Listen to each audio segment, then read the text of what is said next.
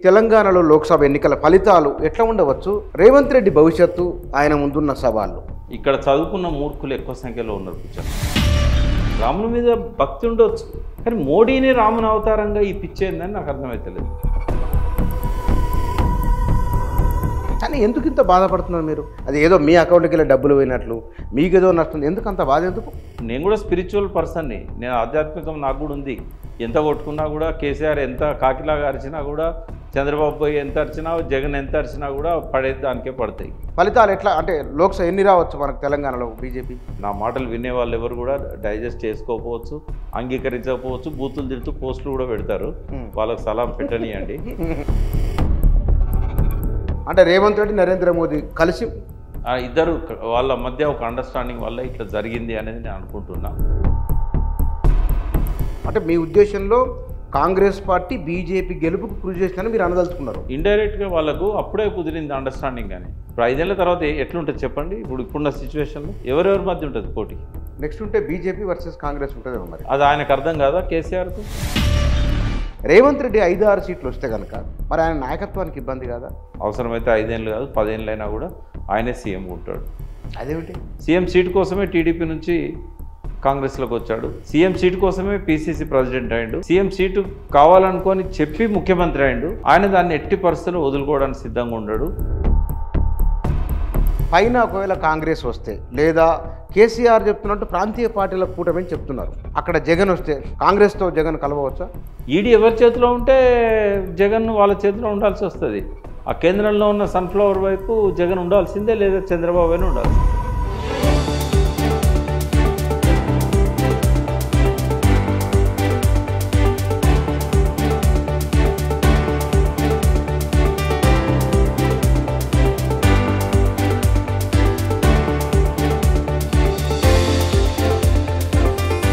Sir నమస్కారం. నమస్తే కూర్చోండి. సరే, ఈ తెలంగాణలో లోక్సభ ఎన్నికల ఫలితాలు ఎట్లా ఉండవచ్చు? నెంబర్ 1, రేవంత్ రెడ్డి భవిష్యత్తు, ఆయన ముందున్న సవాళ్ళు. ఇప్పుడు మొన్న జరిగిన ఎలక్షన్స్ చూసినట్టయితే కొంత సైలెంట్ ఓట్ అయితే ఉంది. అంటే వాళ్ళు సెఫాలజిస్టులకు కానీ సర్వేలకు కానీ అందకుండా గుమ్మరంగా ఉంటున్నారు. ఆ సైలెంట్ ఓటు ఎటు పడుతుంది అనే దాన్ని బట్టి ఫలితాలు ఉంటాయి. బట్ ఓవరాల్గా చూసినప్పుడు ఏంటంటే ఒక విజిబుల్ మనకు బయట కనబడుతున్నది.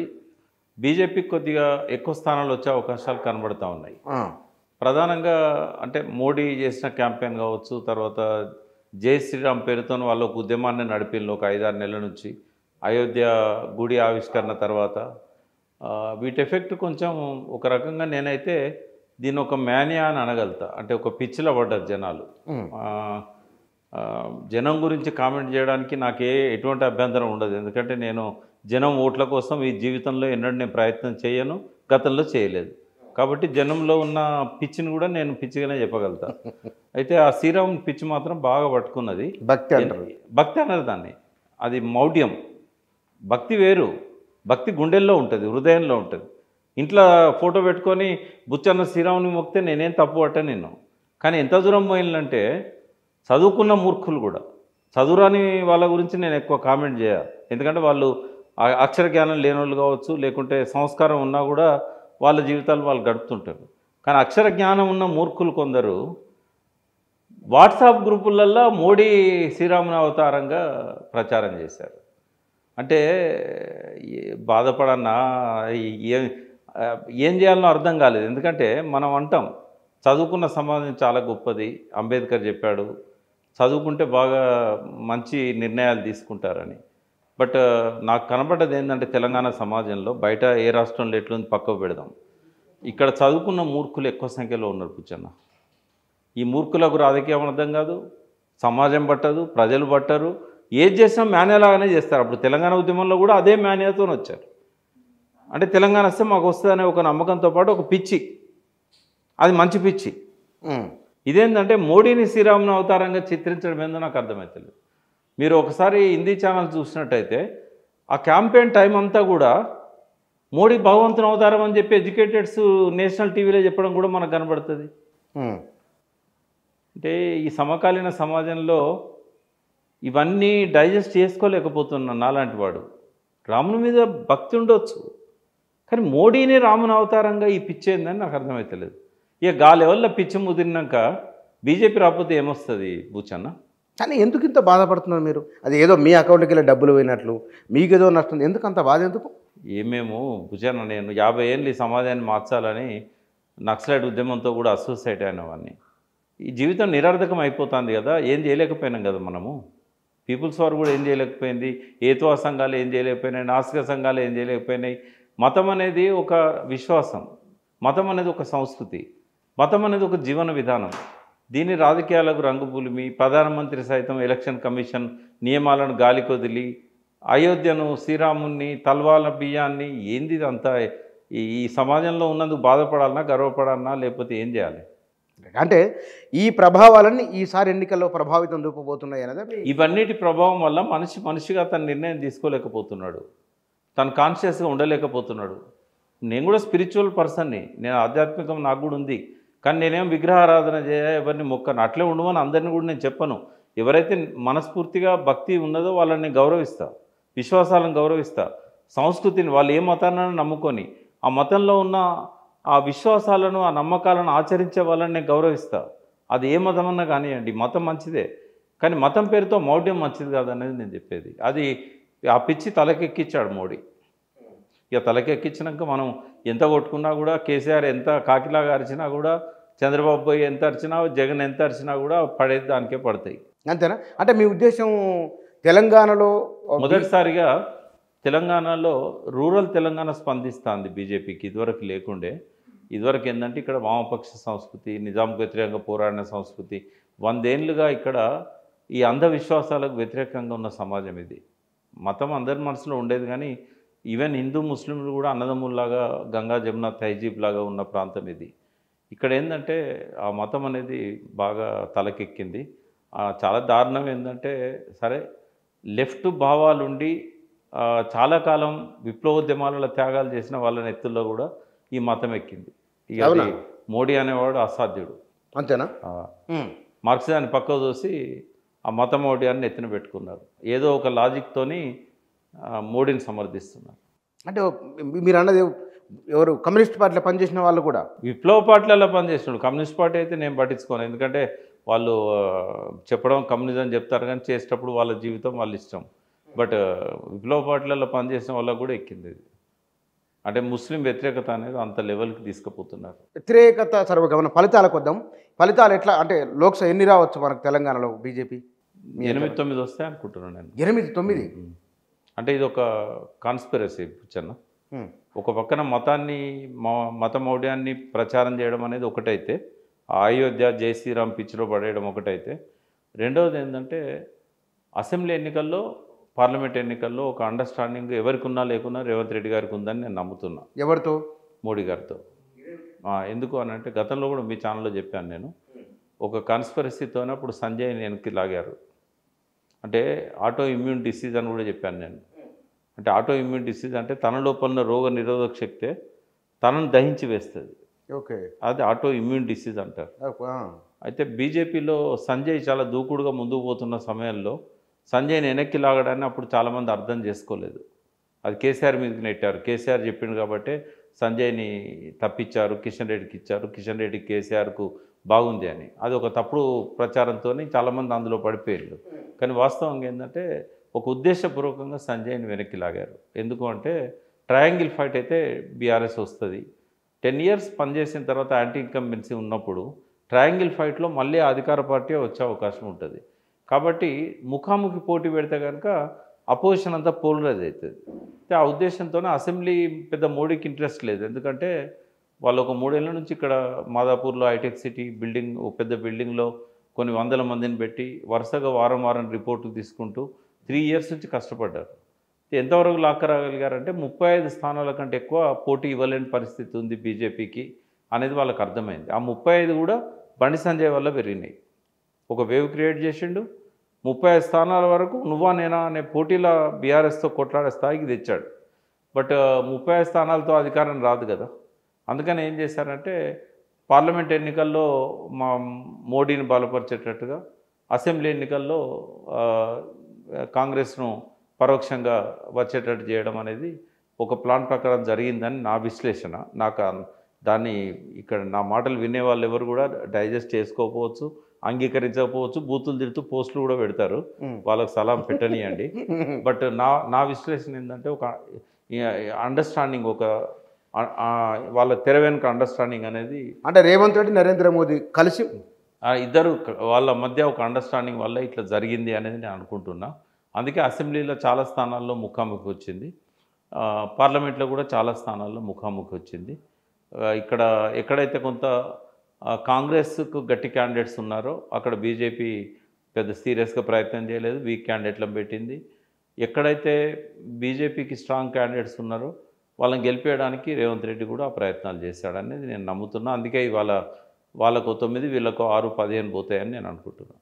అంటే బీజేపీకి 9 ఇస్తున్నారా? దాదాపు 8 నుంచి 9 వస్తాయి. చాలా సీరియస్. అంటే మీరు ఇక్కడ అంటే మీ ఉద్దేశంలో కాంగ్రెస్ పార్టీ బీజేపీ గెలుపుకు కృషి చేసిందని మీరు అనదలుచుకున్నారు. ఇండైరెక్ట్గా వాళ్ళకు అప్పుడే కుదిరింది అండర్స్టాండింగ్ అని. ముఖాముఖి పోటీలు ఉంటేనే టీఆర్ఎస్ని మనం కొట్టగలుగుతాము. బహుముఖ పోటీలలో మల్టిపుల్ కాంటెస్ట్ ఉన్న కాడ చేయలేమనేది. ట్రయాంగిల్ ఫైట్ లేకుండా చూసినా మీరు ఎన్నికలన్నీ? అవును, ట్రయాంగిల్ ఫైట్ అంటే తక్కువ సీట్లు వస్తే కనుక ఒకటి చెప్పండి నాకు, ట్రయాంగిల్ ఫైట్ ఉన్న కాన్స్టిట్యున్సీ లేవు. ఇక్కడ బీఆర్ఎస్లో సగం బీజేపీకి వెళ్ళి కాంగ్రెస్కి వెళ్ళి పోటీ చేసి కాదు కదా. ఏమైందంటే నువ్వు ఏ కాన్స్టిట్యున్సీ తీసుకో, ఎక్కడన్నా ట్రయాంగిల్ ఫైట్ ఉందా? ట్రయాంగిల్ ఫైట్ ఎక్కడ లేదు. కాంగ్రెస్ వీక్ ఉన్న కాడ బీజేపీ ముఖాముఖి ఉంది టీఆర్ఎస్తో, బీజేపీ వీక్ ఉన్న కాడ కాంగ్రెస్ ముఖాముఖి ఉంది. ఎందుకు నాగర్ కర్నూలు ట్రయాంగిల్ ఫైట్? ఎక్కడ నాగర్ కర్నూలు ట్రయాంగిల్ ఎక్కడ ఉంది? బీజేపీ ఆడ 0 ఆల్మోస్ట్. ఆడ మల్లు రవికును ప్రవీణ్ కుమార్కే జరిగింది. సెకండ్ ప్లేస్ బీజేపీ వస్తుందని ప్రచారం జరుగుతుంది. అదే మతమౌఢ్యం, మోడీకి పిచ్చి తప్ప సీరియస్గా రాముల కోసం ఎక్కడ ప్రయత్నాలు చేశారు అక్కడ? వాళ్ళకు వేరే దిక్కు అంటే నాగం జనార్దన్ లాంటి వాళ్ళు బీఆర్ఎస్లోకి వచ్చారు మళ్ళీ. బట్ బీజేపీ కాడ వేరే దారి కూడా లేదు. రాములు సిట్టింగ్ ఇక్కడి పోయింది కాబట్టి ఇవ్వాల్సి వచ్చింది. ఏది ఎట్లున్నా ట్రయాంగిల్ ఫైట్ అయితే నాకు కనబడలేదు అక్కడ. ఆడ ఎక్కువ భాగం మల్లు రవికి ప్రవీణ్ కుమార్కే పోటీ జరిగింది. బట్ ఎవరైతే జై శ్రీరామ్ ఉద్యమంలో భాగమైనలో వాళ్ళు మాత్రం ఆ ఉద్యమం అందాం, పిచ్చి అంటే కోపం వస్తుంది కదా జనాలకు. ఆ ఉద్యమంలో భాగమైనలో పొద్దున్న లేవగానే జై శ్రీరామ్, నమస్తే, ఇదివరకు జై తెలంగాణ అనేది, ఇప్పుడు జై శ్రీరామ్. అయితే ఆ జై శ్రీరామ్ వాళ్ళంతా వేసి ఉంటారు బీజేపీ. కానీ ఇక్కడ మీరు నేను సైలెంట్ రోడ్ కూడా చాలా వరకు బీజేపీ పడ్డది కూర్చాను. ఎస్, ఇక్కడ నేను మీరు 2-3 సార్లు చర్చ వచ్చింది కాబట్టి అంటున్నాను. భారతదేశంలో హిందూ మతం అంటే కులాలతో కూడుకొని ఉన్నది. ఇప్పుడు ఇది హిందూ జాతీయవాదం పతాక స్థాయికి చేరుకున్నది. ఈ పతాక స్థాయికి చేరుకున్న హిందూ జాతీయవాదంలో కులం ఉనికి ఇంకా ఉంటుందా, పోతుందంటారా? కులం ఉనికి ఎప్పటికీ పోదు. మరి ఈ జాతీయవాదం నిలబడతా పోనప్పుడు? మొన్నటిదాకా ప్రాంతీయ సంఘాలు ఉండేది అమెరికాలో, ఇప్పుడు కుల సంఘాలు ఎక్కువైతున్నాయి. అమెరికా లాంటి దేశాలకే కులం ఎక్స్పాండ్ అయింది. ఇప్పుడు 40-45 దేశాలలో తెలంగాణ సంఘాలు ఉండే, ఇప్పుడు మళ్ళీ కుల సంఘాలు స్టార్ట్ అవుతున్నాయి అన్ని దేశాల్లో. ఫస్ట్ అగ్ర కులాలు వాళ్ళ సంఘాలు పెట్టుకున్నారు. అంటే ఎన్టీ రామారావు ఉన్నప్పటి నుంచే ఆయన సామాజిక వర్గానికి సంబంధించిన వాళ్ళు. అంటే అప్పుడు ఏంటంటే కలిసి సంఘాలు ఉండేది, తానా అని ఉండేది. తానాలకు వెళ్ళి రెడ్లంతా వేరే ఆటా పెట్టుకున్నారు. మళ్ళీ అందులో ఇక రకరకాల ఇప్పుడు బయటకు వచ్చి వేరు కుల సంఘాలు పెట్టుకుంటాను. అంటే కులం అనేది ఎప్పటికీ పోదు. మరి హిందూ జాతీయవాదంలో ఇంత వచ్చిన తర్వాత ఏదైనా ఒకటి కలిసికట్టుగా హిందూ జాతీయవాదం అనొద్దు కూర్చున్నది అంటున్నారు. ఇది సోషల్ మీడియాలో జరుగుతున్న ఒక చర్చ ఇది జై శ్రీరామ్ ఉద్యమమే తప్ప అనుకుందాము. ఈ అంశము కుల సమస్యకు పరిష్కారం చూపిస్తుంది. మనందరం ఒకటే. మళ్ళీ కుల వివక్షతను బయటికి వెళ్ళగొట్టుడు కానీ, పెళ్లిళ్ళు చేసుకుంటే పరువు హత్యలు కానీ ఇవే ఉండకపోవచ్చు. మన సంస్కృతిని మళ్ళీ పట్టుకొస్తారే తప్ప వీళ్ళు కులాన్ని అంతరించేటట్టు చేయరు. మన సంస్కృతి అయితే మళ్ళీ ఊరు బయటికి వెళ్ళాల్సి వస్తుంది కొన్ని కోట్ల మంది. అదే జరుగుతుంది రాబోయే రోజుల్లో. అంత సాధ్యమైతే అంటారు? అది సాధ్యమైనా కాకపోయినా వాళ్ళ ప్రయత్నాలు వాళ్ళు చేస్తుంటారు. వైషమ్యాలు పెంచుడు, ప్రజల మధ్య చీలికలు తెచ్చుడు, దీనికి రాజకీయం అనేది ఒక పేపర్. ఓట్ల రాజకీయం ఉన్నంత వరకు కులం ఉంటుంది. కులం అనేది ఇప్పుడు ఎక్కడ నీకు అవసరం లేదు, ఓన్లీ ఓటు కార్డునే అది ఎక్కడికి వస్తుంది వాళ్ళకు. ఆ ఓటు కార్డు దాన్ని జాగ్రత్తగా వాడుకుంటారు. సరే, అది కులం అంశం అట్లుంది. రేవంత్ రెడ్డి రాజకీయ భవిష్యత్ మరి 9 బీజేపీకి వెళ్ళిన తర్వాత ఈయన 5-6 గెలిస్తే తన పరిపాలనకు రెఫరెండం అన్నాడు. మొన్నటి క్యాంపెయిన్లో బాగా పర్ఫార్మెన్స్ ఇచ్చింది రేవంత్ రెడ్డి. కేసీఆర్ గారు కొంతవరకు చేయగలిగినా కూడా కేసీఆర్ గారికి నిజమైన శత్రువు ఎవరో ఆయన అర్థం చేసుకోలేకపోయాడు. నేను మీ దగ్గరనే చేసిన అనుకుంటా. ఎలక్షన్లో పోయే ముందు ఒక వ్యూహం ఉండాలి. ఆ వ్యూహంలో ప్రధాన శత్రువు ఎవరు అనేది అర్థం కావాలి. అయితే కేసీఆర్ గారికి కానీ ఆ పార్టీ క్యాడర్కి కానీ కింద ఉన్న కార్యకర్తలకు కానీ ఆ రేవంత్ రెడ్డి మీద కాంగ్రెస్ మీదనే కోపం కనబడతాను తప్ప వీళ్ళు ఆ రకంగా పరోక్షంగా వాళ్ళు బీజేపీకి సహకరించినట్టే. ఎందుకంటే ప్రధాన శత్రువుగా చూడాల్సిన బీజేపీని పక్కకు పెట్టి రేవంత్ రెడ్డిని ప్రధాన శత్రువుగా చూశారు. ఇప్పుడు ఒక్కటి బుచ్చన్న, ఒక వ్యూహం, నేనేమి ఎమ్మెల్యే పోటీ చేయ, ఎంపీ పోటీ చేయ, ముఖ్యమంత్రి అయ్యే ఆలోచన లేవు. బట్ ముఖ్యమంత్రి కావాలనుకున్న వాళ్ళు, ఆ పార్టీని పట్టాల మీదకి మళ్ళీ తిరిగి ఎక్కియాలనుకున్న వాళ్ళు 5 ఏళ్ల తర్వాత ఎట్లుంటుందో ఊహించలేకపోతే అది ఏం రాజకీయం? అది అవసరం ఆ రాజకీయం? ఇప్పుడు 5 ఏళ్ల తర్వాత ఎట్లుంటుంది చెప్పండి? ఇప్పుడున్న సిచ్యువేషన్లో ఎవరు ఊహించవచ్చు, ఎవరెవరి మధ్య ఉంటుంది పోటీ? నెక్స్ట్ ఉంటే బీజేపీ వర్సెస్ కాంగ్రెస్ ఉంటుందేమో. మరి అది ఆయనకు అర్థం కాదా కేసీఆర్కు? ఎందుకు అర్థం కాదు? ఆయన చెప్పినాం కదా మనం కూడా వీడియోలలో, మరి చేయలే కదా. ఆయన ప్రెస్ మీట్లో గంటసేపు రేవంత్ రెడ్డి మీద కాంగ్రెస్ మీద మాట్లాడి పట్టుమని 5 నిమిషాలు కూడా మోడీ గురించి మాట్లాడకపోతే నీకు జై శ్రీరామ్ సక్సెస్ కాకపోతే కేసీఆర్ సక్సెస్ అవుతాడా? ఇప్పుడు ఏమవుతుంది? రేపు 9 సీట్లో 8 సీట్లో బీజేపీ పోయినాయి అనుకుందాం, పోనీ ఒక్క సీటే బీఆర్ఎస్కి వచ్చింది అనుకుందాం, లేదా 0 అనుకుందాం. ఎమ్మెల్యేలు ఆపుకోగలుగుతాడా? నాయకులను ఆపుకోగలుగుతాడా? వాళ్ళ లోపల డిఎన్ఏ టీఆర్ఎస్ ఉందా, తెలంగాణది ఉందా? ఈ పదవిని డిఎన్ఏగా పెట్టుకున్న వాళ్ళని ఆపుకోగలుగుతాడా? రేపు పోటీ ఆ ఇద్దరు పార్టీల మధ్య ఉన్నప్పుడు నువ్వు ఎక్కడుంటావు? 3వ స్థానంలో ఎక్కడుంటావు? దిద్దుబాటు లేదు, ప్రయత్నాలు లేవు.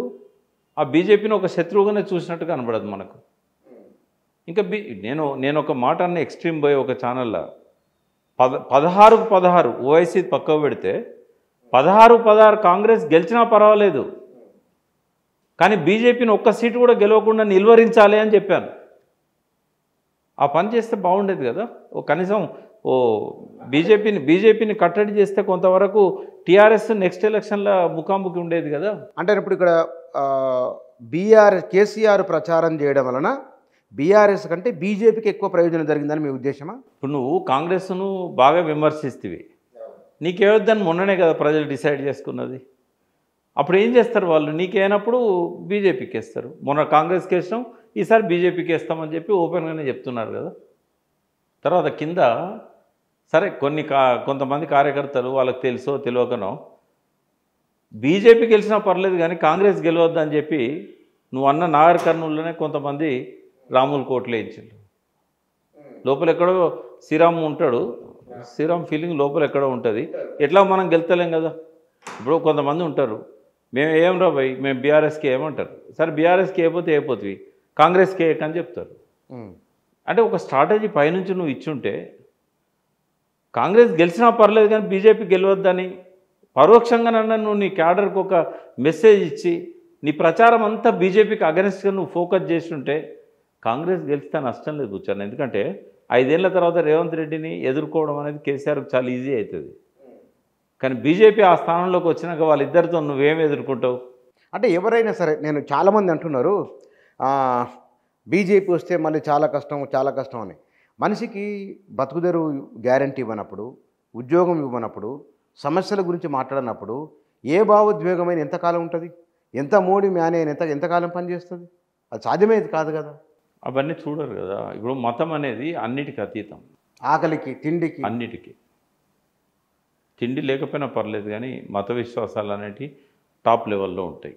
మనిషి న్యూరాన్స్ని బాగా ప్రభావితం చేయగలుగుతాయి. అది పునాదుల్లోనే ఉంది, డిఎన్ఏలో ఉంది. ఎందుకంటే ఇక్కడంతా యుద్ధాలు జరిగిన భూమి ఇది. ఒక 100 ఏళ్ళ నుంచి వామపక్ష ఉద్యమాలు, కానీ అంతకుముందు అంతా మతమే కదా. కానీ ఒకటి అప్రిషియేట్ చేయాలని నిజాం, మరొకసారి నిజాం సిరీస్ చేద్దాము. సెక్యులర్ భావాలు ఉన్న వాళ్ళని అనవసరంగా కాశీం రాజు లాంటి వాళ్ళు, కొంతమంది మూర్ఖులు ఉంటారు, వాళ్ళు ఆ మతం ఓడి అని రెచ్చగొట్టిండ్రు. కానీ 600 సంవత్సరాల మొత్తము మహమ్మదీయుల పాలనలో నీకు మత విద్వేషాలు వచ్చినాయి. కొన్ని ఇన్సిడెంట్స్ చెప్పొచ్చు తప్ప ప్రజల మధ్య ఒక అన్యోన్యమైన జీవన విధానం అట్లని చెప్పి నేను టర్కీ నుంచి వచ్చి ఇక్కడ పరిపాలన చేయడానికి సమర్థిస్తారంటే నేను సమర్థించా. కానీ ఆ రోజున్న చారిత్రక పరిస్థితులలో ఈ పాయింట్కే మనం పరిమితం అయితే మత విద్వేషాలు అనేటి బీజేపీ ఇప్పుడున్న ఐఎస్ఐఎస్ ముస్లిం ఛాందసవాద సంస్థలు ఏవైతే డెవలప్ చేశాయో ఆ రోజుల్లో లేవు. బహుశా మోడీ గారు కూడా రిటాలియేట్ చేయడానికే ఈ వాదన ఉండొచ్చు. కాశ్మీర్ విషయంలో కావచ్చు, ఆర్టికల్ 370 రద్దు చేయడం కావచ్చు, ఇవన్నీ కూడా ఏంటంటే ఇవాళ వాళ్ళు రెచ్చగొడుతూ జిహాదీ పేరు మీద ఏదైతే చంపడము, బాంబులు పెట్టడం ఇట్లాంటివి చేస్తున్నాడు కాబట్టి ఆయన కూడా దాన్ని రిటాలియేట్ చేయడానికి, అందుకే ఆయన భవిష్యత్ మద్దతు రావడానికి కూడా అదే కారణం. నేనేం దాన్ని కాదనట్లేదు. బట్ అది ఎన్నికల్లో మాత్రం బీజేపీకి అత్యంత లాభం చేకూర్చే విధంగా గ్రామీణ తెలంగాణలో ఎక్కడైతే వామపక్ష భావాలుండి ప్రతి ఇల్లు ప్రభావితమైన పరిస్థితి ఉన్నదో అటువంటి కాడ కూడా ఇవాళ ఈ జై శ్రీరామ్ తీసుకురాగలిగాడు. మీరు ఇందాక మాట్లాడుతూ ఒక మాట అన్నారు, వామపక్ష భావాలు ఉన్నవారు, విప్లవోద్యమాల్లో పనిచేసిన వారు కూడా ఇటువైపు వస్తున్నారని. ఏమిటి పని, ఎందుకు వస్తున్నారు అంతగానం, కారణం ఏంటంటారు? అంటే కొంత సోషల్ మీడియా ప్రభావం బాగుంది బుచ్చన్న. అంటే ఎక్కడో కొంత స్పేరింగ్గా కొన్ని సంఘటనలు జరుగుతాయి. నేను ఒక వీడియో చూశాను, నాకు కూడా బాగా ఒళ్ళుమండిన మాట వాస్తవం. నాకు కూడా ఎందుకంటే ఇద్దరు హిందూ అమ్మాయిలను నగ్నంగా వాళ్ళ బట్టలను నిప్పేసి వాళ్ళతోని ఇష్టం వచ్చినట్టుగా అనుచితంగా ప్రవర్తిస్తూ వాళ్ళని అవమానపరుస్తూ కొంతమంది ముస్లిం వేషధారణలో ఉన్నవాళ్ళు అది క్రియేట్ చేసిందా నిజమైందా అనేది తెలిసే అవకాశం లేదు. నిజమే అయితే కూడా అయి ఉండొచ్చు, ఎందుకంటే కొన్ని దిక్కులు అటువంటి ఇప్పుడు మా నరహంతకులు కూడా ఐఎస్ఐఎస్లో ఉన్నారు కదా, కాబట్టి అటువంటి వాళ్ళ చేతుల్లో పడ్డ అమ్మాయిల భవిష్యత్తు అట్లా అయ్యిండొచ్చు. తర్వాత ఇట్లాంటి కొన్ని కాశ్మీరీ ఫైల్స్ పేరుతోని అక్కడ జరిగింది ఘోరంత అయితే దాన్ని కొండంత చేసి చూపెట్టడం, దాన్ని సాక్షాత్తు ప్రధానమంత్రి ప్రచారం చేయడం, దేశంలో ఉన్న 100 కోట్ల మంది దాన్ని నమ్మడం, ఆ కాశ్మీరీ ఫైల్స్లో జరిగిన దాన్ని. ధ్రువరాటి లాంటి వాళ్ళు దాన్ని అనలైజ్ చేసి జర్మనీ నుంచి చాలా విశ్లేషణాత్మకంగా ఇట్లా జరగలేదు అని చెప్పినా కూడా మరి ఆ వీడియోలు ఎంతమంది చూస్తున్నారో మనకు తెలియదు. అది కూడా లక్షలే, అంటే లక్షల్లో చూసినా కూడా అయితే అది ఒక్క ప్రచారం సరిపోదు. అయితే కొంత ఉదాహరణకు ఓల్డ్ సిటీ తీసుకుందాం బుచ్చన్న. ఒక్కో కుటుంబంలో 7-8 మంది, వాళ్ళు 2 భార్యలు 3 భార్యలు, వాళ్ళ పుట్టిన పిల్లలు ఒక 8 మంది, డజన్ మంది ఉంటారు. ఆ తండ్రికి పాపం ఆ ఇంటిని పోషించడానికి పొద్దున్న లేచిపోతే రాత్రి దాకా ఆయన ఎక్కడో చాకరీ చేస్తూ ఉంటాడు. ఈ పిల్లల్ని ఆలన పాలన ఎవరు చూడాలి? వీళ్ళు రోడ్డు మీద పడతారు, విచ్చలవిడిగా వీళ్ళు పెరుగుతారు, వీళ్ళు ఎవరిని లెక్క చేయకుండా తయారవుతారు. ఇట్లాంటి వాళ్ళు కొన్ని వందల సంఖ్యలో ఓల్డ్ సిటీలో ఉంటారు. అంటే ఒక అరాచకం. అయితే దీన్ని మన వాళ్ళు డైజెస్ట్ చేసుకోలేరు. అరే వాళ్ళు చూడిగో ఇంత అరాచకం చేస్తుంటే కౌంటర్ చేయాలంటే ఎవరు? మోడీ చెప్పేదే కరెక్ట్. అంటే ఒక ముస్లిం మతోన్మాదానికి వ్యతిరేకంగా, ముస్లిం అరాచకవాదానికి వ్యతిరేకంగా హిందూ మతోన్మాదం, హిందూ అరాచకవాదం అనేది పరిష్కారం కాదు. విజ్ఞతతో వ్యవహరించాల్సిన అవసరం ఉండే, దాన్ని సరిచేయాల్సిన అవసరం ఉండే. కానీ దేశవ్యాప్తంగా మణిపూర్లో జరుగుతున్నది చూస్తున్నాం మనం. ఇప్పుడు అక్కడెక్కడో ముస్లింలు హిందువుల అమ్మాయిల మీద అరాచకం చేసిండ్రు, బట్ మణిపూర్లో జరుగుతున్నది ఏంది? ఆడ క్రిస్టియన్స్ మీద అరాచకం జరగట్లేదా? వాళ్ళ మధ్య ఆదివాసీల మధ్యనే అది ఆదివాసీలలో వనవాసి కళ్యాణ్ అని ఒక ఆర్ఎస్ఎస్ సంస్థ ఉంటుంది. మరి వాళ్ళు ఇంతకాలం ఆ సంస్కృతిని వాళ్ళు ఏ రకంగా చేయగలిగారు? మనుషులను గౌరవించే సంస్కృతి ఎక్కడైనా ఉండాలి కదా, అది ఎందుకు లేకుండా పోతుంది? అంటే ఉన్మాదానికి ఉన్మాదం పరిష్కారమా, హింసకు హింస పరిష్కారమా? మహిళలను కించపరిచే విధంగా వాళ్ళు చేస్తే దానికి సమాధానంగా మనం చేయాలా? వాటి సోషల్ మీడియాలో ఎట్లా ఆలోచిస్తున్నారు? సోషల్ మీడియాలో పెట్టడం సంస్కారం అవుతుందా? నిజంగానే జరిగినాయి అనుకుందాం, ఆ సోషల్ మీడియాలో పెట్టాలా? దాన్ని యూట్యూబ్ ఎందుకు పర్మిట్ చేస్తుంది? దాన్ని కనీసం ఒక 7 యూట్యూబ్లో ఉన్న వీడియోను కనుక రిపోర్ట్ చేసినట్టయితే ఆ వీడియో తీసేస్తారు. మరి కోట్ల మంది చూస్తున్నారు తప్ప ఎందుకు రిపోర్ట్ చేయట్లేదు ఇటువంటి చూడొద్దని? ఇవన్నీ మా కలవరం కలిగిస్తూ ఉన్నాయి. ఎటువంటి వాళ్ళైనా కూడా ఆ ఉన్మాదంలో పడే పరిస్థితి, ప్రమాదం అనేది ఉంది. రాబోయే తరాలకి ఇది ఒక పెను సవాల్గా ఉంటుంది. వచ్చాను చూద్దాం, ఎందుకంటే మనం మాట్లాడుతూ చాలా వేరే విషయాలకు వెళ్ళిపోయినాం. ఈసారి మనం ఇవన్నీ నిజంగానే చర్చనీయాంశాలు, వీలైతే మరో ఎపిసోడ్ చేద్దాం. ఎన్నికల ఫలితాల తర్వాత డెఫినెట్గా మళ్ళీ ఈ విషయం మీద మనం కూర్చుందాం. రేవంత్ రెడ్డి 5-6 సీట్లు వస్తే కనుక మరి ఆయన నాయకత్వానికి ఇబ్బంది కాదా? ఆయనకి ఏ సీటు రాకపోయినా ఈ 0 అంతే. రేవంత్ రెడ్డి ఆలోచనల్లో ఒక మార్పును చూడగలుగుతున్నాం. ఫస్ట్ ఏంటంటే ఎలక్షన్లు, పార్లమెంట్ ఎలక్షన్లు అయ్యేదాకా కేసీఆర్నే టార్గెట్ చేశాడు. తర్వాత లాస్ట్లో కొంత మోడీని టార్గెట్ చేశాడు. ఎందుకంటే వన్ సైడ్ ఉంటే తను ఏమన్నా కుమ్మక్కయ్యాడు అనేది ఒకటి. ఎలక్షన్ టర్న్ చేసిండు కదా, రిజర్వేషన్ టర్న్ ఏం కాదు, నిజంగానే దాని మీద పెద్ద టర్న్ అయింది కూడా ఏం లేదు. బట్ ఆయన ఏంటంటే ఆ ప్రచారంలో మోడీని టార్గెట్ చేయడం అనేది తనను సేవ్ చేసుకోవడానికి ఉపయోగపడ్డది. అది తన ఇమేజ్ను సేవ్ చేసుకోవడానికి. ఇందాక నేను చేసిన విమర్శ, అది కరెక్ట్ కాదు అని చెప్పుకోవడానికి అది పనికొస్తుంది అది ఇమేజ్. బట్ ఏది ఏమైనా కూడా ఒక తెలివైన పొలిటీషియన్గానే రేవంత్ రెడ్డి వ్యవహరించిండు. ఆయన క్యాంపెయిన్ కొంత ప్రభావితం చేసే విధంగానే చేశాడు. బట్ ఆయనకు ఇంటర్నల్గా ఆయనకు ఉండేటిది ఆయనకు ఉంటుంది. ఒకటైతే క్లియర్గా చెప్పగలుగుతా, పార్టీలు తారుమారైనా కూడా ఈ విల్ బి ద సీఎం. అవసరమైతే 5 ఏళ్ళు కాదు 10 ఏళ్ళు అయినా కూడా ఆయనే సీఎం ఉంటాడు. అదేమిటి ఆయనకేందంటే ఆయన విజన్ అంతా ఆ సీఎం సీటే. సరే ప్రజాసేవ చేయాలనుకున్నా అందుకంటే గొప్ప అవకాశం అయితే ఎవరికి రాదు కదా. బట్ సీఎం సీట్ని ఆయన వదులుకోడు. సీఎం సీట్ కోసమే టీడీపీ నుంచి కాంగ్రెస్లోకి వచ్చాడు. సీఎం సీట్ కోసమే పీసీసీ ప్రెసిడెంట్ అయ్యిండు. సీఎం సీటు కావాలనుకొని చెప్పి ముఖ్యమంత్రి అయ్యిండు. అవును, ఆయన దాన్ని ఎట్టి పరిస్థితుల్లో వదులుకోవడానికి సిద్ధంగా ఉన్నాడు. అంటే ఎటైనా సీఎం ఉంటాడు, ఆయన ఎట్లయినా సీఎం ఉంటాడు. అంటే ఇప్పుడు ఏక్నాథ్ సింధే ఎవరు ఉద్భవిస్తారు తెలంగాణలో అని ఒక చర్చ ఉన్నది. ఒకవేళ సెంట్రల్లో మోడీ వస్తే తెలంగాణలో ఏక్నాథ్ సింధే వస్తారు అని అవసరం లేదు కదా. ఇప్పుడు తనకు అనుకూలంగా ఉండే సీఎం ఉన్నప్పుడు ఇప్పుడు ఒక బహానా ఉంటుంది. ఏమనంటే స్టేట్ సెంట్రల్ రిలేషన్షిప్లో ప్రధానమంత్రికి ఇవ్వాల్సిన గౌరవం ఇవ్వాల్సిందే. ఒక ప్రధానమంత్రిగా బడే బాయ్ అని ఆయన ఆల్రెడీ చెప్పాడు. ఒక ముఖ్యమంత్రిగా చోటే బాయ్ అని కూడా అనొచ్చు మోడీ. ఆ సంబంధాల నేపథ్యంలో ఆయన సీటు పదిలంగానే ఉంటుంది. కాంగ్రెస్లో ఉన్నా కూడా ఆయన సీటు పదిలంగానే ఉంటుంది. అంటే నరేంద్ర మోదీ ఇప్పుడు ఈ అవసరం ప్రభుత్వం రాడు. తనకు సపోర్ట్ చేసే ముఖ్యమంత్రి కన్నప్పుడు తనకు ఆడ మెజారిటీ వస్తే అవసరం లేదు కదా. నిజంగానే అక్కడ ఆయన కొంతమంది సీట్ల ఎంపీల మద్దతు అవసరం ఉంటుంది. తప్పనిసరి పరిస్థితుల్లో రేవంత్ రెడ్డి కొంతమంది ఎంపీలను తీసుకొని వచ్చే పరిస్థితి ఉన్నదనుకోండి. ఇవాళనైతే ఆ సిచ్యువేషన్ లేదు. అటువంటి సందర్భాలు వచ్చినప్పుడు నిజంగానే ఇటువంటి పరిస్థితి ఉంటుంది. బట్ ఒక్కటి గుర్తుపెట్టుకోండి బుచ్చన్న, రేవంత్ రెడ్డి ఈ విల్ కంటిన్యూ యాజ్ సీఎం. ఎందుకంత ఇప్పుడు మిగతా విషయాలను కొంత మీరు వేరే కేసీఆర్ విషయంలోనేమో అది కాదు తప్పని చెప్తున్నారు. ఈయన విషయంలో ఖచ్చితంగా ఉంటాడు. ఇంత సానుకూలత ఎందుకుంది మీకు? ఆయనకేంటంటే ఆయన ఆ సీటు మీద ఆయన దృష్టి ఉంది. పార్టీ మీద దృష్టి ఉంటే నేను చెప్పకపోదు. కాంగ్రెస్ను లేపాలి, కాంగ్రెస్ కోసం త్యాగం చేయాలి అని మొన్ననే కదా కాంగ్రెస్లోకి వచ్చింది. ఎన్ని రోజులు అయింది ఆయన వచ్చి? అంటే 4 ఏళ్ళు అంతే కదా, 4 ఏళ్ళు 4.5 సంవత్సరాలు.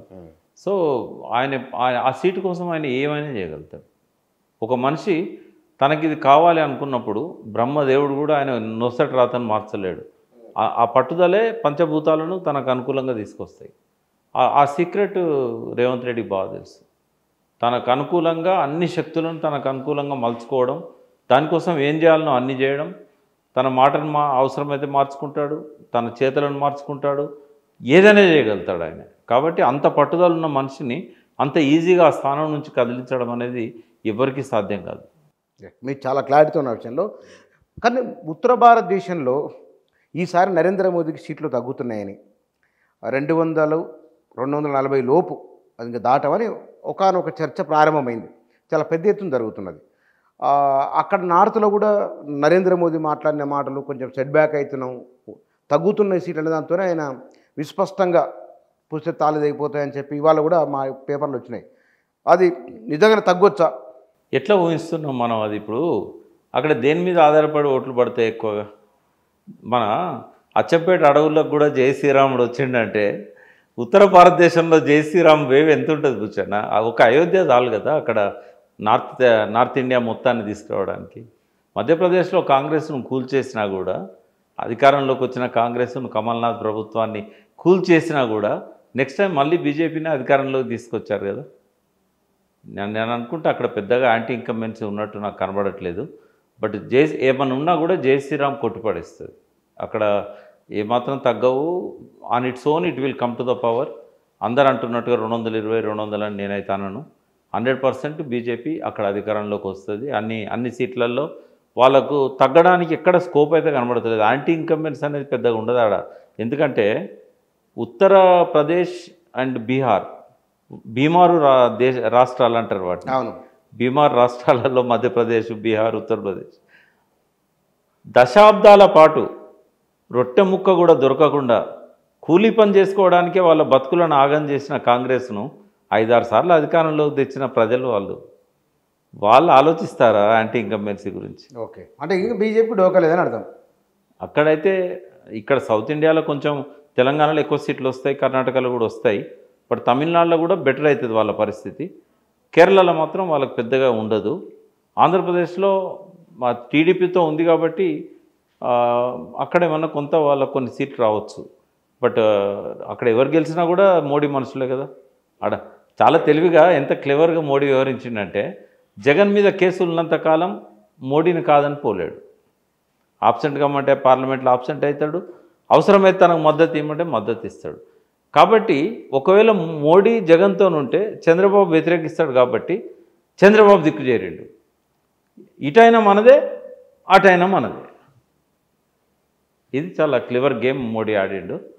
మోడీ అక్కడ జగన్కు వ్యతిరేకంగా పెద్దగా ఆయన ప్రభావితంగా మాట్లాడలేదు. ఇక్కడ కేసీఆర్ తిట్టిన తిట్లు ఆడ జగన్ మాత్రం నోరు వారేసుకోలేదు జగన్ మీద.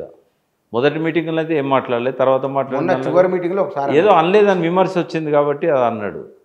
బట్ ఆ పరిస్థితి మోడీ ఏంటంటే చాలా క్లెవర్ పొలిటీషియన్ కాబట్టి ఎక్కడెక్కడ ఎవరితో ఎట్లుండాలి, ఎవరితో ఉంటే మనకు బెనిఫిట్, ఒక క్లియర్ విజన్ ఉన్న వాళ్ళకు స్పష్టత ఉంటుంది. బుచ్చన్న ఆయనకు ఒక క్రిస్టల్ క్లియర్ విజన్ అది మోడీ గారికి.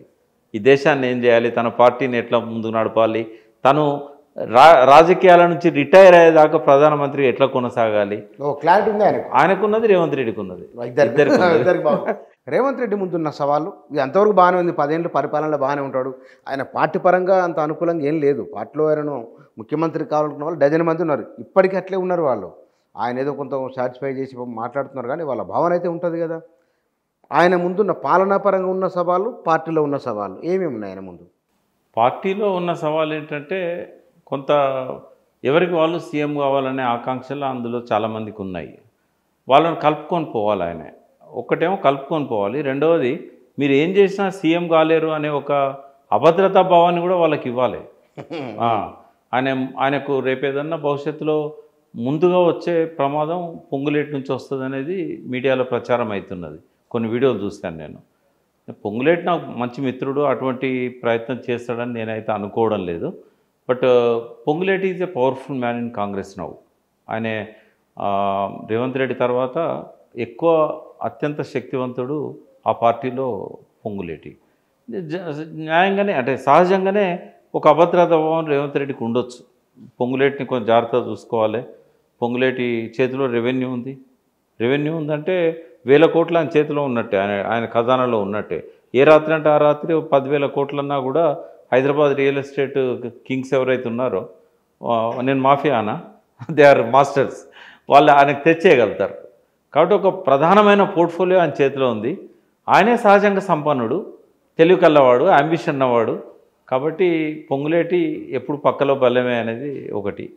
మిగతా వాళ్ళు ఉన్నారు, బట్టి విక్రమార్క కానీ ఉత్తమ్ కుమార్ రెడ్డి కానీ సౌమ్యులు. వాళ్ళు అట్లా చేసే ఆలోచన కూడా ఉండకపోవచ్చు, అంత శక్తి కూడా ఉన్నదని నేనన్నా. ఉత్తమ్ అయితే నాన్ కరప్టెడ్. ఆయన ఇంతకాలం మంత్రిగా ఉన్నా కూడా ఆయన ఒక పైలట్గా ఒకటి ఎయిర్లైన్స్ నుంచి వచ్చాడు కాబట్టి ఒక loyal to the Rajiv Gandhi family. కాబట్టి ఆయన ఎప్పుడు కూడా అట్లా బ్లేమ్ అయిన సందర్భాలు లేవు. కాబట్టి పొంగులేటి అనేది ఇంటర్నల్ సమస్య. ఇక్కడ ముఖ్యమంత్రికి ఈయన మంచిగా చేసిన రోజులు రాహుల్ గాంధీ కానీ సోనియా గాంధీ కానీ ఎవరు ఆయన డిస్టర్బ్ చేసే అవకాశమే లేదు. ఇంటర్నల్గా ఇక్కడనే ఉంది తప్ప పార్టీలో లేదు ఆయనకు. సెకండ్ ఏంటంటే వాళ్ళ విషెస్ ఏవైతుంటాయో ఫుల్ఫిల్ చేస్తాడు. ఎక్కువ డీటెయిల్గా డెప్త్ బోన్ కానీ రేపు జాతీయ స్థాయిలో ఎన్నికలు జరుగుతున్నాయి, మాకు ఈ అవసరం ఉంది అంటే ఏ అవసరం ఉన్నా రేవంత్ రెడ్డి తీర్చగలిగే సమర్థుడు. తర్వాత రెండవది ఏంటంటే ప్రభుత్వ పరంగా పాలనా పరంగా మాత్రం నిద్ర అనేది ఉండదు రేవంత్ రెడ్డికి. ఎందుకంటే అన్ని సమస్యలు ఉన్నాయి. ఎందుకు ఉన్నాయి సమస్యలు అంటే తెచ్చిపెట్టుకున్నాయి. కేసీఆర్ పాలన వల్ల వచ్చిన సమస్యలు కాదు అవి. అవునా? కేసీఆర్ను కొట్టాలంటే ప్రతిదాన్ని పెంచాలని చెప్పేసి పెంచుకుంటూ పోయాడు. అది కొంచెం సమస్య అవుతుంది. ఆయన ఎప్పుడు చెప్తుంటాడు ఖాళీ కుండలనే ఖాళీ బిందెలనే అని. అంటే బడ్జెట్ కేసీఆర్ గారు క్లారిటీ ఇచ్చారు, నేను కూడా అదే చెప్పదలుచుకున్నా. ఫస్ట్ వీక్ సెకండ్ వీక్ అంతా కలెక్షన్ అయితేనే ఉంటుంది, థర్డ్ వీక్ ఫోర్త్ వీక్లో ఖర్చు అయితేనే ఉంటుంది. నిల్వ ఉండదు కదా ప్రభుత్వం దగ్గర ట్రెజరీలా. కాబట్టి జీతాలు తర్వాత ఇవన్నీ ఒప్పుకున్నాయి, ఆ స్కీమ్స్ సంక్షేమము ఎంత ఇవ్వాలనో మ్యాక్సిమం కేసీఆరే ఇచ్చాడు. ఇప్పుడు అదనంగా ఈయన ఇస్తాననే అన్ని అప్పులు తెచ్చేయాల్సిందే తప్ప వేరే మార్గం లేదు. కానీ ఆయన అదృష్టం ఏంటంటే కేసీఆర్ రెవెన్యూస్ బాగా పెంచాడు. ఆయన పాలనలో 59,000 కోట్లు ఉన్న రెవెన్యూ ఇవాళ 1,50,000 కోట్లు దాటింది. కాబట్టి ఇక్కడ ఆస్తుల విలువ పెరుగుతుంది. RRR ఓకే అయిపోతే కనుక RRRకును ORR మధ్యలో పెద్ద రియల్ ఎస్టేట్ వస్తుంది, శాటిలైట్ సిటీస్ వస్తాయి.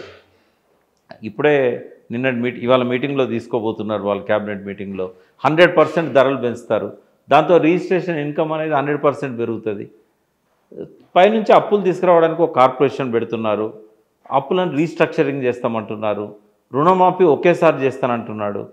అన్నీ సాధ్యమే, కానీ అప్పు మాత్రం నిద్ర ఉండదు. నిద్ర పట్టదు, అప్పు పెరుగుతూ ఉంటుంది. అయితే కేసీఆర్ గారు, నాకు బాగా గుర్తు, నేను కార్పొరేషన్ చైర్మన్ అయినాక నేను గల్ఫ్ కంట్రీస్లో కొంతమంది రాజులు ఉండ్రి, కింగ్స్. సరే, వాళ్ళతో ఏదో ఒక రకంగా సంబంధాలు ఉండే నాకు. నేను వాడు 5,000 కోట్లు ఇస్తానంటుండు, ఈ రాజు 10,000 కోట్లు ఇస్తానంటుండు. అంటే ఆయన ఒకటే అన్నాడు, మనము ప్రపంచ బ్యాంక్ అప్పుతో సహా భారతదేశ సరిహద్దుల అవతల ఎవడు అప్పిస్తానన్నా కూడా నా పాలనలో నేను తీసుకోను అని చెప్పాడు. జైకోవాడు వచ్చిపోయాడు జపాన్ నుంచి. అంటే ఇదివరకు గవర్నమెంట్స్ అన్ని తీసుకున్నాయి కదా అంటే వాళ్ళది వేరు మనది వేరు. ఇప్పుడు అది నేను ఏ అప్పు తీసుకున్నా కూడా గవర్నమెంట్ ఆఫ్ ఇండియా సంతకం కావాలి, నేను వాళ్ళ కంట్రోల్లోకి పోతా, కాబట్టి నా ఇండిపెండెన్స్ నాకు ఉండాలి అని అన్నాడు. అని ఆయన ఇప్పటివరకు 9.5 సంవత్సరాల్లో ఏ ఫారిన్ లోన్ తీసుకోలేదు. IMF తీసుకోలేదు, వరల్డ్ బ్యాంక్ తీసుకోలేదు, తర్వాత జైకో తీసుకోలేదు, ఫ్రీగా ఇంట్రెస్ట్ ఫ్రీ లోన్స్ ఇస్తానన్నా కూడా తీసుకోలేదు. కాబట్టి గ్రాంట్స్ కోసం కూడా పెద్దగా ప్రయత్నం చేయలేదు ఆయన. కానీ రేవంత్ రెడ్డి ఏం చేస్తున్నాడు, మోడీతో ఆయనకు మంచి సాహిత్యం ఉన్నంతకాలం ఎంత అప్పు తెచ్చినా మోడీ గవర్నమెంట్ ఆయనకు సంతకం పెడుతుంది.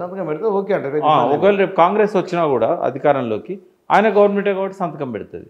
ఆయన ఒక ప్రాంతీయ పార్టీ నాయకుడు కాదు కదా కేసీఆర్ లాగా, ఆయనకు ఆ ఇండిపెండెన్స్ లేదు. కాబట్టి ఆయన లోన్లు తీసుకుంటా అంటుండు. ఒకవేళ లోన్లు ఆయన తీసుకుంటానంటే ఇంకా 6 లక్షల కోట్లు అయినా కూడా సునాయాసంగా దొరుకుతుంది.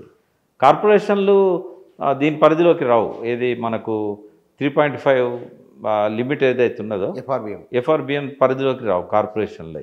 కాబట్టి ఆయన కార్పొరేషన్ పెట్టి రీస్ట్రక్చరింగ్ చేస్తానంటుండు. కాళేశ్వరం కూడా కార్పొరేషనే కదా. ఆ కార్పొరేషన్ లోన్స్ అన్నీ కూడా ఇంట్రెస్ట్లు అన్నీ కూడా ఇప్పుడు కొత్తగా తెచ్చే వాళ్ళు కడతారు. గవర్నమెంట్లో వచ్చే ఎక్స్ట్రా ఇన్కమ్ ఏదైతే ఉన్నదో రిజిస్ట్రేషన్ల దాకా పెరిగేది, మద్యపాన అమ్మకాల ద్వారా పెరిగేది, ఇది ఆయన చేసే స్కీమ్లకు అన్నిటికీ పనికొస్తుంది. కాబట్టి ఆయనకు అవకాశం ఉంది. ఈ తెలంగాణను నమ్ముతారు ఎవరైనా అప్పేయడానికి. ఎందుకంటే గ్రోత్ ఇంజన్ ఇక్కడ గ్రోయింగ్ ఎకానమీ కాబట్టి. అంటే లాస్ట్ 10 years మనం గ్రోత్ రేట్ చూస్తే ఒక కోవిడ్ టైంలో తప్ప ఎప్పుడు డబుల్ డిజిట్ గ్రోత్ రేట్ ఉంది. అంటే నేషనల్ యావరేజ్ కంటే కూడా డబుల్ డిజిట్ గ్రోత్ రేట్ ఉంది GSDPలో కానీ GDP. ఇవన్నీ అనుకూలించే అంశాలు రేవంత్ రెడ్డి గారు వడ్డించిన విస్తరి. కేసీఆర్ ఏం చేయలేదు తప్పది. కేసీఆర్ ఖాళీ కుండలు పెట్టిందంటే ఎకానమీ గురించి అర్థం కాని వాళ్ళు నమ్ముతారు. కానీ కేసీఆర్ వడ్డించిన విస్తరిని రేవంత్ రెడ్డి ముందు చెప్పాడు. ఉదాహరణకు మంచి గట్టి సెక్రటరియట్ ఎట్లా అప్పచెప్పిండో మంచి ఎకానమీని రేవంత్ రెడ్డికి అప్పచెప్పాడు. ఇక్కడ మనం ఒకసారి ఏపీకి వెళ్దాం. మనము చంద్రబాబు నాయుడు భవిష్యత్తు ఎట్లా ఉంటుంది, ఓడిపోతే ఇంక గెలిస్తే ఎట్లుంటుందో తెలుసు మనకు. అంటే పులి ఎక్కడున్నా పులే కదా. చంద్రబాబు నాయుడు అనేవాడు నేషనల్ లెవెల్లో ఇంటర్నేషనల్ లెవెల్లో ఒక రెప్యుటేషన్ లీడర్. ఆయనకంటూ ఒక బలమైన సామాజిక వర్గం ఆయనకి వెనకాల ఉంది. తర్వాత ఆర్థిక వ్యవస్థ కూడా ఉంది. ఇంకోటి ఆ కమ్యూనిటీలో చంద్రబాబు నాయుడికి ఏ రాత్రి అయినా కూడా 100 కోట్లు 1000 కోట్లు తెమ్మన్నా తెచ్చిచ్చే వాళ్ళు ఉన్నారు. తర్వాత ఒక ఇంటర్నేషనల్ బ్యాకప్ ఉంది చంద్రబాబు నాయుడికి. ఇప్పుడు ఆ సామాజిక వర్గానికి సంబంధించిన వాళ్ళు కొన్ని లక్షల మంది మిలియనీర్స్ ఉన్నారు. కాబట్టి ఆర్థికంగా బలంగా ఉన్న వర్గానికి సంబంధించిన నాయకుడు ఆయనే, తిరుగులేని నాయకుడు. ఎవరైనా ఆ సామాజిక వర్గంలో ఈయన తర్వాతనే. కాబట్టి ఎన్నికల్లో ఓడిపోయినా కూడా మరీ పతనమయ్యే రిజల్ట్ అయితే రాదు. ఏమన్నా ఒక 2%లో ఇక్కడ కదా ఎట్లయితే అధికారం మార్పిడి జరిగిందో ఆంధ్రలో కూడా జగన్కైనా చంద్రబాబుకైనా 2 to 3% కంటే వ్యత్యాసం ఉంటుందని నేను అనుకోవట్లేదు. ఓ బలమైన ప్రతిపక్షంగా చంద్రబాబు ఉండగలుగుతాడు ఒకవేళ అధికారంలోకి రాకపోతే. కానీ జీరో అయ్యే సమస్య అయితే లేదు. ఆయన దురదృష్టం ఏంటంటే లోకేష్లో ఆ నాయకత్వ లక్షణాలు ఇంకా రావట్లేదు. సరే, ప్రజల్లోకి పోయి కొంత ఆయన కష్టపడ్డాడు, పాదయాత్ర చేశాడు, ఎమర్జ్ కావడానికి ప్రయత్నం చేస్తున్నాడు. కొందరు లీడర్స్ ఏమో అతి తక్కువ సమయంలో కేటీఆర్ లాగా ఎమర్జ్ అవుతారు, కొందరు ఎక్కువ కాలం కష్టపడాల్సి వస్తుంది. కానీ మీరు ఒక ఎగ్జాంపుల్ చెప్తాను కూర్చొన్న. ఒక హీరో ఉన్నాడు. ఆ హీరో కొడుకు అష్టవంకరలు ఉన్న ముఖం, మాట్లాడడం రాకపోయినా పదే సినిమాలు తీసి మన మీద రుద్దిన్లు అనుకోండి, హీరోయిన్ కోసమో లేకపోతే ఇంకో క్యారెక్టర్ యాక్టర్ కోసమో ఆ సినిమాలు చూస్తూ ఉంటాం అనుకోండి, ఆయన మన మనసులో ఒకరోజు హీరోగా ముద్రించబడతాడు. కాబట్టి లోకేష్ కూడా ఈ 5 ఏళ్ళు ఆయన అధికారంలో ఉన్న ప్రతిపక్షంలో ఉండి కొంత వాయిస్ వినిపించగలిగినా కూడా ఒక హీరోగా ఎమర్జ్ అవుతాడు. It takes time. అంటే మీకు తెలుగు ఇప్పుడు జగన్మోహన్ రెడ్డి మళ్ళీసారి అధికారంలోకి వస్తే కనుక చంద్రబాబు నాయుడు మీరు అన్నట్లు బయట ఎవరో ఒక చంద్రబాబు ఎమర్జీ కావడానికి 40 ఏళ్ళు పట్టింది. 83లో ఎన్టీ రామారావు వస్తే పదవులు ఇచ్చుకుంటూ కాపాడుకుంటూ వస్తే వచ్చింది. ఇవాళ రాజకీయం చాలా మారిపోతున్నది. కుల రాజకీయం జేపీ అనేవారు మొత్తం కులాలపై, ఎందుకో ఈ మధ్య 5 ఏళ్ళ నుంచి ఆయన ఏమనట్లేదు మరి కులాల పరిపాలన, కుటుంబ పాలన, కులపాలన అని. కుల పాలన నుంచి ఒక అయితే గనక పార్టీ నిలబడడం ఎంత ఎట్లా అవుతుంది అంటే ఇప్పుడు ఈసారి అయితే జగనే మళ్ళీ వస్తాడనేది సర్వేలు చెప్తున్నాయి. ఆయన లోపల కూడా గంభీరత కనబడతా ఉంది. జగన్ లోపల అక్కడ ఉన్న ఫీడ్బ్యాక్ కూడా ఏంటంటే గ్రామీణ ప్రాంతాలలో కూడా కొంత అనుకూలత ఎక్కువ ఉంది అనేది కనబడతా ఉంది. ఒకవేళ జగన్ మళ్ళీ అధికారంలోకి వచ్చినా చంద్రబాబు తీసేయాల్సినంత పతనం కాడు. ఆయన ముఖ్యమంత్రి కాకపోవచ్చు, బట్ ప్రతిపక్ష నాయకునిగా తన రోల్ తను ప్లే చేస్తాడు, మళ్ళీ కొట్లాడతాడు. ఈ ప్రాంతీయ పార్టీలకు చావులేదు పుచ్చన్న. ఈవెన్ టీఆర్ఎస్ వాళ్ళ 3rd పొజిషన్ పోయినా కూడా కేసీఆర్ గారు మళ్ళీ దాన్ని మలుపుకొని రాగలుగుతాడు. ఒకవేళ ముఖాముఖి పోటీలు వచ్చే ఎన్నికల్లో ఉంటే కొంత వెనుకబడతాడు. ఇంకో 5 ఏళ్ళు కూడా ఆయన అపోజిషన్లో ఉండాల్సి వస్తుంది. కానీ తన సమర్థత ఎట్లయితే తన లోపల ఉన్నదో అదే మనం చంద్రబాబులో కూడా చూడవచ్చు. కేసీఆర్లో ఉన్న సమర్థత ఆయన లోపల కూడా ఉంది. ఒకవేళ జగన్ ప్రతిపక్షంలోకి వస్తే కూడా జగన్ గట్టిగా నిలబడగలుగుతాడు. జగన్ కూడా బలమైన సామాజిక వర్గం ఉంది, బలమైన ఆర్థిక వనరులు ఉన్నాయి. ఆయనకు వాళ్ళ తండ్రిది ఎంతో కొంత ఆయనకు తోడవుతుంది, రాజశేఖర రెడ్డిది. ఆయన 20 సంవత్సరాలు అయినా కూడా ఆయన ప్రజలలో ఉంటాడు. ఆయన చేసిన కాంట్రిబ్యూషన్ ఆరోగ్యశ్రీ కావచ్చు, లేకపోతే స్కాలర్షిప్ ఉన్నాయి. ఇవాళ నిన్న మనం ఆంధ్రాలో కొన్ని జిల్లాల్లో ఆ రాష్ట్రంలో పోలింగ్ అయిన తర్వాత వరుసగా విధ్వంసం కొనసాగు తీవ్రమైన ఉధృతమైన పరిస్థితి ఉన్నది. ఫలితాల తర్వాత ఏమిటి అనేది ఉంటుంది. కొంతకాలము ఆ వైషమ్యాలు అక్కడ ఎక్కువ ఉంటాయి, కొంచెం ఆవేశాలు ఎక్కువ ఉంటాయి. తెలంగాణలో మనకు అవి కనబడాయి, కానీ ఆంధ్రలో కొద్దిగా ఎక్కువ ఉంటాయి. ఆ కక్షలు ఇవన్నీ కూడా ఉంటాయి. చాలా వరకు తగ్గించారు. ఒక 20 ఏళ్ళ కింది రాజశేఖర రెడ్డి కంటే ముందున్న రాయలసీమను, గుంటూరు జిల్లాలను, ఒంగోలు జిల్లాను చూస్తే ఆ ఫ్యాక్షనిజం అనేది దాదాపుగా 10% పడిపోయిందని చెప్పొచ్చు. బట్ ఎంతో కొంతనైతే ఉంటుంది. బట్ అది తాత్కాలికం, అది దాని ఇంపాక్ట్ ఏముండదు. బట్ ఒక్కటైతే బాధ అనిపిస్తుంది కూర్చొన్న, వాళ్ళు విడిపోయినలు. అంటే తెలంగాణ నుంచి ఆంధ్ర నుంచి మనం విడిపోయినాం అనుకుందాం. విడిపోయిన రాష్ట్రంలో మౌలిక సమస్యలన్నీ పరిష్కరించుకుంటూ సంక్షేమాన్ని కూడా చూసుకుంటూ ఒక అద్భుతమైన పాలనను కేసీఆర్ గారు అందించారు. సరే, ఆయన అహంకారం ప్రజలకు నచ్చకపోవచ్చు, బట్ పాలన విషయంలో మాత్రం సంక్షేమం విషయంలో కానీ అభివృద్ధి విషయంలో కానీ ఏలుబెట్టి చూపెట్టడానికి లేదు. కొందరికి అర్థం కావచ్చు, అర్థం కాకపోవచ్చు. బట్ జగన్ కానీ చంద్రబాబు కానీ వాళ్ళకు వచ్చిన 5 సంవత్సరాల టర్మును వాళ్ళు ఆ మేరకు ఉపయోగించుకోలేకపోయారు. జగన్ కొంత సంక్షేమాన్ని బాగానే చేశాడు, బట్ అభివృద్ధి విషయంలో కానీ ఆర్థిక వనరులను పెంచడంలో కానీ ఆ రాజధాని నిర్మాణంలో కానీ రాజధాని కోసం కొట్లాడుకొని ఇద్దరు కూడా రాజధాని నిర్మించలేకపోయారు. కనీసం ఒక 2 సంవత్సరాల్లో కేసీఆర్ ఏదైతే సెక్రటేరియట్ను ఇంటిగ్రేటెడ్ కలెక్టర్ ఆఫీసులను కట్టగలిగిండో అది కూడా చేయలేకపోయారు. మళ్ళీ ఒకరి మీద ఒకరు ఆయన కట్టిన బిల్డింగ్లను ఈయనొకలో కొట్టాడు జగన్ వచ్చి, ఈ కృష్ణా ఒడ్డున ఉన్నదని చెప్పి. అంటే ఇట్లా ఒకరి మీద ఒకరు కక్షలతో ఉన్నంతకాలం నాకు రేవంత్ రెడ్డిలో ఒక మాట బాగా నచ్చింది. ఆయన ఏమన్నాడంటే, ఇప్పటిదాకా నేను రాజకీయం చేశాను, ఇప్పటి నుంచి చేయను, ఒకవేళ కేసీఆర్ గారు సలహా ఇస్తానంటే ఆయన ఇంటికి పోయి కూడా కూర్చుంటా అని చెప్పాడు. అది ఉండాలి. ప్రపంచంలో అన్ని దేశాలల్లో కొట్లాట ఎన్నికలప్పుడే ఉంటుంది, మళ్ళీ ఎన్నికల దాకా ఎవరు కొట్లాడుకోరు. ఒకరికొకరు నిర్మాణాత్మకమైన సహకారాన్ని అందిస్తారు. కానీ ఆంధ్రప్రదేశ్ అసెంబ్లీలో మనకు కనబడలేదు. అది చంద్రబాబు ఉన్నప్పుడు జగన్ పార్టీని ఖాళీ చేయడానికి జగన్ను తోలునాడిండు. జగన్ అధికారంలో ఉన్నప్పుడు హీనాతిహీనంగా చంద్రబాబును చూశాడు. ఒక ప్రతిపక్ష నాయకునికి ఆయనకు ఒక క్యాబినెట్ హోదా ఉన్నదనే విషయాన్ని కూడా మర్చిపోయి ఈగలాగా తీసేసిండు. ఆ సంస్కృతి నాకు నచ్చదు, అది మంచిది కాదు. ఈసారన్నా కనీసం ఈ టర్మ్లో ఎవరు అధికారంలోకి వచ్చినా ప్రతిపక్ష నాయకుడిని గౌరవించాలి, ఆ సంస్కారం ఉండాలి వాళ్ళకు. కానీ ఆంధ్రప్రదేశ్ రాజకీయాలు తీసుకుంటే కనుక పైన ఒకవేళ కాంగ్రెస్ వస్తే, లేదా కేసీఆర్ చెప్తున్నట్టు ప్రాంతీయ పార్టీల కూటమి అని చెప్తున్నారు, ప్రాంతీయ పార్టీల కూటమి వస్తే కనుక అక్కడ జగన్ వస్తే కాంగ్రెస్తో జగన్ కలవవచ్చా? కాంగ్రెస్ అంటే ఇప్పుడు అక్కడ ఎవరు అధికారంలో ఉంటే వాళ్ళతో విధిగా కలవాల్సిన అవసరం జగన్కున్నది. ఎందుకంటే నెత్తి మీద కత్తి ఉంది కదా, ఈడీ కత్తి ఉన్నది కదా. ఈడీ ఎవరి చేతిలో ఉంటే జగన్ వాళ్ళ చేతిలో ఉండాల్సి వస్తుంది. కేసీఆర్ అన్నట్టు సన్ఫ్లవర్ అంటాడు కదా, ఆ కేంద్రంలో ఉన్న సన్ఫ్లవర్ వైపు జగన్ ఉండాల్సిందే, లేదా చంద్రబాబు అయినా ఉండాల్సిందే. తప్పదు. షర్మిల రోల్ ఎట్లా ఉండవచ్చు? షర్మిల ఈ ఎన్నికల్లో పెద్దగా ప్రభావితం చేయలేదు. బట్ ఆమెకు పట్టుదల ఉంది, పొలిటికల్గా ఎమర్జ్ అవుతుంది. ఆంధ్రకు పోయింది కాబట్టి అదే ఆమె కార్యస్థానం. వాస్తవంగా ఆమె పుట్టిన తెలంగాణలో కావచ్చు, లేకుంటే భర్త తెలంగాణ కావచ్చు. బట్ ఆమెకు ఎంతో కొంత ఫ్యూచర్ మాత్రం ఆంధ్రలోనే ఉంటుంది.